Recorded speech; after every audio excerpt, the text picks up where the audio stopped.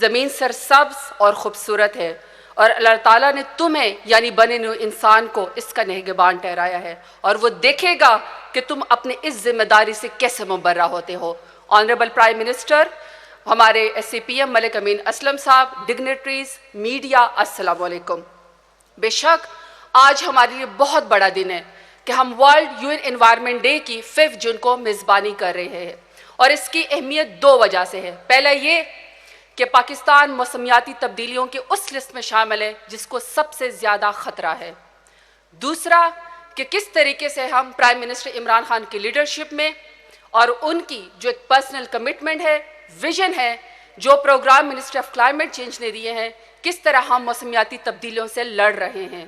اگر میں شروع کروں 10 بلین ٹری سونامی سے، تو 10 بلین ٹری سونامی میں ہم 85,000 جابز دے چکے ہیں، مزید دینا چاہتے ہیں، ہائیسٹ فارسٹ کور ہم کرنا چاہتے ہیں۔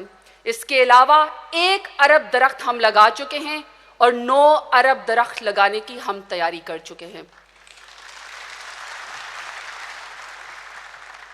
دوسرا بڑا ہمارا انیشیٹو کلین گرین پاکستان، یہ بیہیویئر چینج کی سب سے بڑی موومنٹ ہے، جس میں آپ کا پرائم منسٹر تمام لوگوں کو یہ کہہ رہا ہے کہ آپ کے گلی، آپ کے محلے، آپ کے شہر آپ کے اپنے ہیں۔ آپ لوگ پرائم منسٹر عمران خان کا ساتھ بٹائیے اور اپنے حصے کا کام کیجیے۔ یہ اویئرنیس کا سب سے بڑا پروگرام ہے۔ ہمارا تیسرا بڑا انیشیٹو ای وہیکل پالیسی، جس میں ہم نے دنیا سے وعدہ کیا ہے کہ ہم اپنی ایئر کوالٹی کو بہتر کرنے کے لیے اپنی گاڑیوں کو 2030 تک 30% یعنی بجلی کے اوپر ہم انشاءاللہ ٹرانسفر کریں گے، اور جس کے ڈیزائن آپ نے یہاں پہ باہر دیکھے ہوئے ہیں۔ اس سے ہماری ایمیشنز بھی کنٹرول ہوں گی۔ ہمارا اگلا بڑا انیشیٹو ریچارج پاکستان۔ پاکستان میں ہر سال بارشوں کا پانی ضائع ہو جاتا ہے اور سیلاب کے خطرے پاکستان میں تباہ کاریاں لے کر جاتے ہیں، لیکن دوسری طرف تھر میں اور بلوچستان میں ہمارا پانی 1200 فٹ سے نیچے چلا گیا ہے، جس کی وجہ سے خشک سالی اور قحط سالی شروع ہو گئی ہے۔ تو لہٰذا ہم سیلاب کے پانی کو اور اپنے بارش کے پانی کو تباہ کاری کے بجائے اپنے ایسٹس کے اندر چینج کریں، اور ہمارا نیکسٹ پروگرام جو ہے وہ ریچارج پاکستان میں، جس میں ہم ڈپلیشن آف واٹر کے بجائے اپنی واٹر ٹیبل کو انشاءاللہ بہتر کریں گے۔ ہمارا اگلا پروگرام کلائمیٹ سمارٹ ایگریکلچر۔ ہماری آبادی بڑھ رہی ہے اور ہمارے ریسورس کم ہو رہے ہیں۔ ہم ساؤتھ پنجاب میں اور سندھ میں فوڈ سیکیورٹی اور فاو کے ساتھ مل کے اپنے فوڈ سیکیورٹی کے تھریٹ کو ختم کرنے کے لیے ایک بہترین پروگرام بنا رہے ہیں، جس کا PC1 اپروو ہو چکا ہے۔ ہمارا اگلا بڑا انیشیٹو، جس کی آج تھیم بھی ہے ایکو سسٹم ریسٹوریشن، ہم نے 23 نیشنل پارک کنزرو کیے۔ تاریخ کے سب سے بڑی ہم نے یہ انیشیٹو لیا ہے، جس کے اندر ہم انشاءاللہ نہ پوچنگ کی اجازت دیتے ہیں، نہ ہم ہنٹنگ کی اجازت دیتے ہیں، بلکہ اس کو ہم اپنے ایکو ٹورزم کے لیے استعمال کرتے ہیں، اور یہاں پہ صرف اور صرف نالج جو ہے وہاں پہ اکانومی ہوگی۔ ہمارا اگلا بڑا انیشیٹو انشاءاللہ آپ دیکھیں گے کہ ہمارے نوجوانوں کے بارے میں جو بات کی کہ ہماری جو یوتھ ہے اس کی 60% کی جو تعداد ہے وہ 30 سال سے کم ہے۔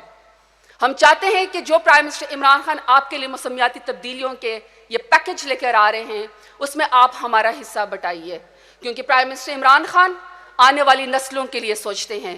وہ ووٹ بینک کا نہیں سوچتے ہیں، وہ فیتے کاٹنے کا نہیں سوچتے ہیں، بلکہ اپنے آنے والی نسلوں کے لیے ایک سیف پاکستان کا سوچتے ہیں۔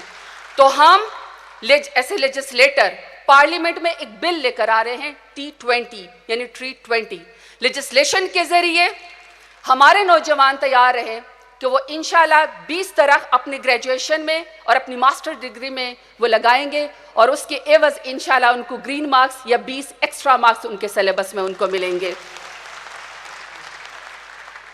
میں آخر میں اپنا کیس اس بات کے اوپر ختم کر کے جا رہی ہوں کہ یہ ٹھیک ہے کہ ہمیں موسمیاتی تبدیلی کا سب سے زیادہ خطرہ ہے، یہ بھی ٹھیک ہے کہ ہمارے گلیشیئر تیزی سے پگھل رہے ہیں، ہماری فوڈ سیکیورٹی کو تھریٹ ہے اور ہماری کھڑی فصلیں تباہ ہو جاتی ہیں، اور سیلاب ہر روز پاکستان میں آئے ہوتے ہیں۔ لیکن کبھی کیا آپ لوگوں نے سوچا ہے کہ اس موسمیاتی تبدیلی کی وجہ سے اور موسم کی سختی کی وجہ سے جو لوگ نقل مکانی کرتے ہیں، جو اپنا گھر بار چھوڑ کے جاتے ہیں، اس میں سب سے زیادہ متاثر کون ہوتا ہے؟ 2010 میں ڈیرہ غازی خان میں اور پورے پاکستان میں جو سپر فلڈ یا سیلاب آیا، اس میں ڈیرہ غازی خان میں صرف دریائے سین میں 30 لاکھ لوگ اپنے گھر بار چھوڑ کر کھلے آسمان تلے زندگی گزارنے پہ مجبور ہوئے. اس میں سب سے زیادہ وہ خاتون جو اپنے بچوں کی حفاظت بھی کر رہی تھی اور کفالت بھی کر رہی تھی, اور اس کو اپنی بے پردگی کا بھی خیال رکھنا تھا کیونکہ ہمارے ہاں سخت پردہ سسٹم ہے. اور اس کے باوجود جو وہ اپنے بچوں کی کفالت کرتی تھی, کھلے آسمان تلے رہتی تھی, اور جو اس کی ضروریات تھی وہ یہاں پہ اسلام آباد میں بیٹھ کے کسی مرد کو نہیں پتا. جب اس کی باری آتی تھی ریلیف کی, جب اس کو مدد کی باری آتی تھی تو اس کو کہتے تھے کہ بی بی جا کے پچھلی اور آخری لائن میں کھڑی ہو جاؤ یا اپنے گھر کے کسی مرد یا سربراہ کو بھیجو. تو پرائم منسٹر عمران خان, میں چاہتی ہوں کہ ہمارا مقدمہ اور ہماری ایڈوکیسی آپ لڑیں, دنیا کو یہ کہیں کہ آپ کی موسمیاتی تبدیلی کی وجہ سے, آپ کی ایمیشنز کی وجہ سے, آپ کی انڈسٹریلائزیشن کی وجہ سے ہماری زندگی متاثر ہو رہی ہے اور ہمارا ماحول بھی خراب ہو رہا ہے. کلائمیٹ انڈیوسڈ مائیگریشن اب پاکستان میں شروع ہو چکی ہے. تو پرائم منسٹر عمران خان, آپ ہمارا مقدمہ دنیا میں لڑے, ساؤتھ ایشیا کی first climate induced migration policy لے کر آئیں اور خواتین کو ان کے حصے کا رول اور ریلیف دیجیے. آئی ریسٹ مائی کیس. آپ کو ورلڈ انوائرمنٹ ڈے مبارک ہو. پاکستان زندہ باد.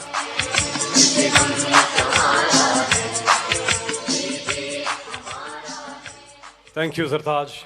Moving on, we have a message from the President of the World Economic Forum, Mr. Borje Branda.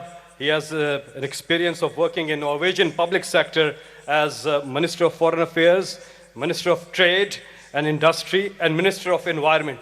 A very strong voice for protecting the environment. Please welcome Mr. Borje Branda.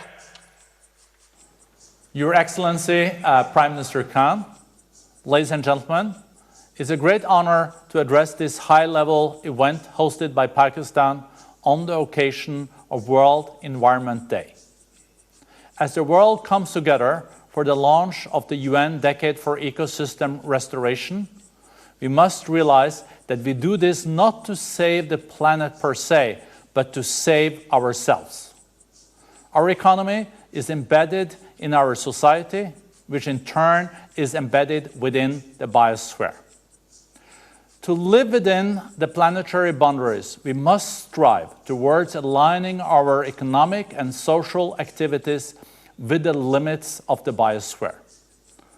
The World Economic Forum's New Nature Economy reports identified that more than half the world's GDP is moderately or highly dependent on nature and hence exposed to risks of nature loss. We are losing more value than we produce. If we continue our current path, by 2025, an estimated 1.8 billion people will suffer absolute water scarcity, and 2/3 of the world will be living under water shortages. And by 2050, global crop yields are estimated to fall 10%, with some regions suffering up to a 50% reduction. As a result, world food prices are expected to rise by an estimated 30%. Business as usual is no longer an